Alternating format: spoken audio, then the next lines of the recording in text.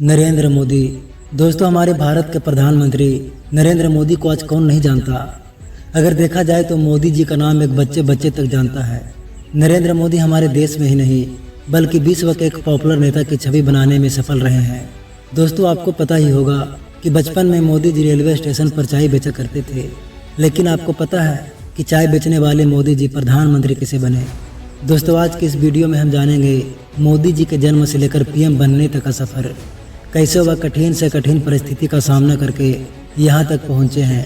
Video बहुत ही interesting होने वाली है, इसलिए लास्ट तक जरूर बने रहें।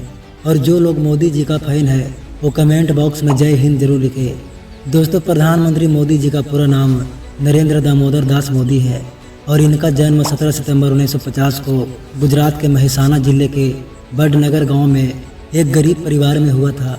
उनके पिता का नाम दामोदर दास मूलचंद मोदी था और मां का नाम हीराबेन। नरेंद्र मोदी के 5 भाई बहन हैं, जिसमें सबसे बड़ी भाई का नाम सोमा भाई मोदी है, जिसके बाद दूसरे नंबर पर है अमृत भाई मोदी, तीसरे नंबर पर खुद पीएम नरेंद्र मोदी आते हैं, चौथे नंबर पर प्रहलाद मोदी और 5वें नंबर पर सबसे छोटा भाई पंकज मोदी।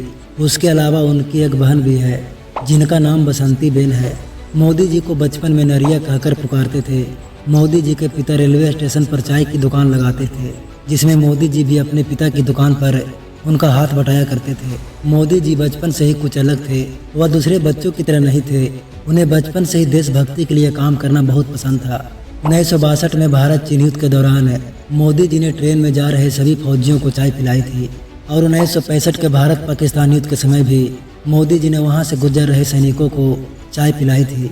मोदी जी ने गुजरात के बड़नगर के ही भगवताचार्य नारायण आचार्य स्कूल से अपनी पढ़ाई की शुरुआत की थी और वह पढ़ाई में एवरेज छात्र में आते थे।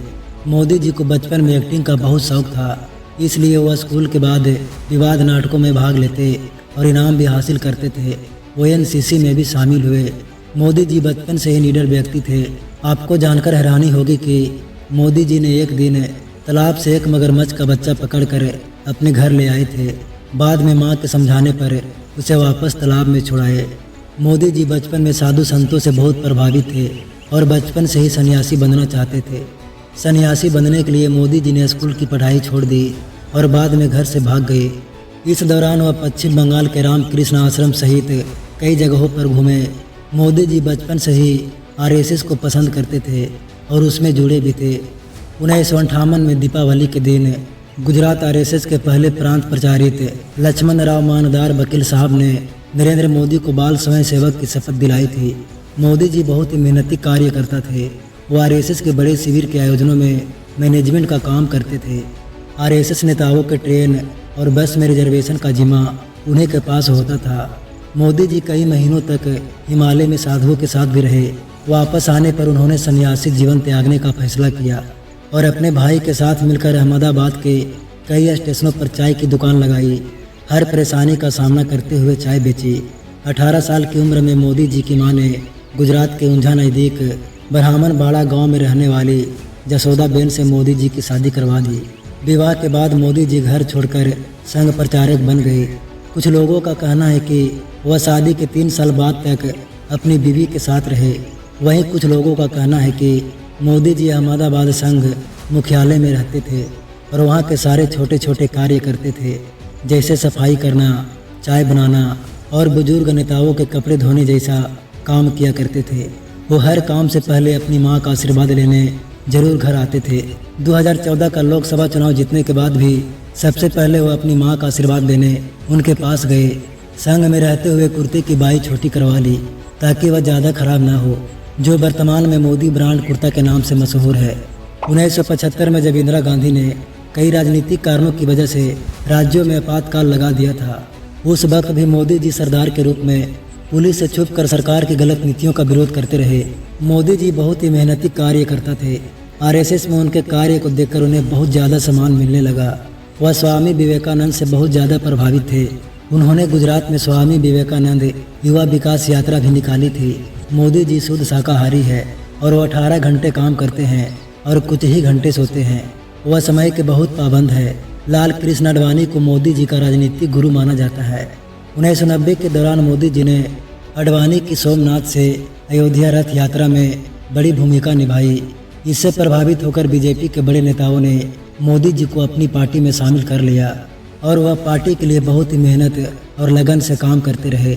1985 में गुजरात की विधानसभा चुनाव में बीजेपी पार्टी को बहुमत हासिल हुआ।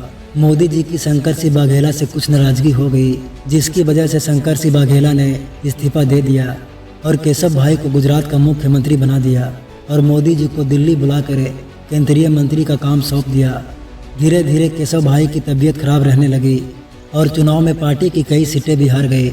इसके बाद बीजेपी ने अक्टूबर 2001 में मोदी जी को गुजरात का मुख्यमंत्री बना दिया।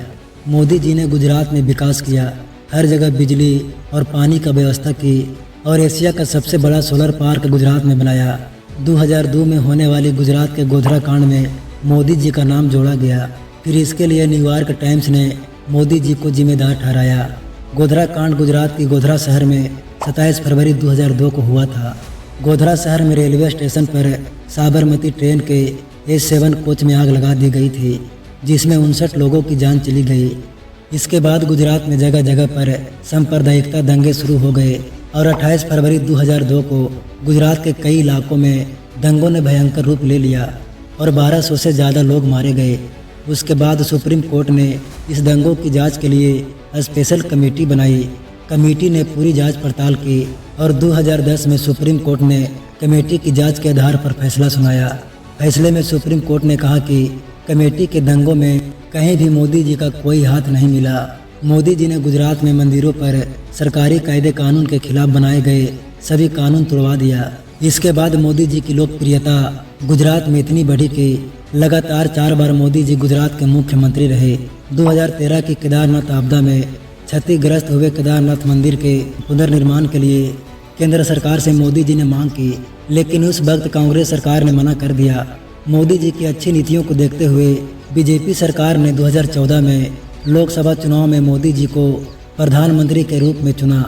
चुनाव के लिए मोदी जी ने सोशल मीडिया का भी खूब इस्तेमाल किया और अपनी मेहनत और लगन के बल पर बीजेपी पार्टी को भारी बहुमत से जीत दिलाई। 26 मई 2014 को दिल्ली के राष्ट्र भवन में मोदी जी ने भारत के सर्वोच्च नेता प्रधानमंत्री पद की शपथ ली। मोदी जी भारत के 15वें प्रधानमंत्री बने। लोगों के लिए वह इतने पॉपुलर नेता बन गए कि दोबारा भी बीजेपी पार्टी को ही बहुमत के साथ जीत मिली और 30 मई 2019 को दूसरी बार भारत के प्रधानमंत्री बने और 2024 के चुनाव में भी अपना झंडा गाड़ दिए। दोस्तों, 2029 के चुनाव में कौन जीतेगा, कमेंट में ज़रूर बताइए।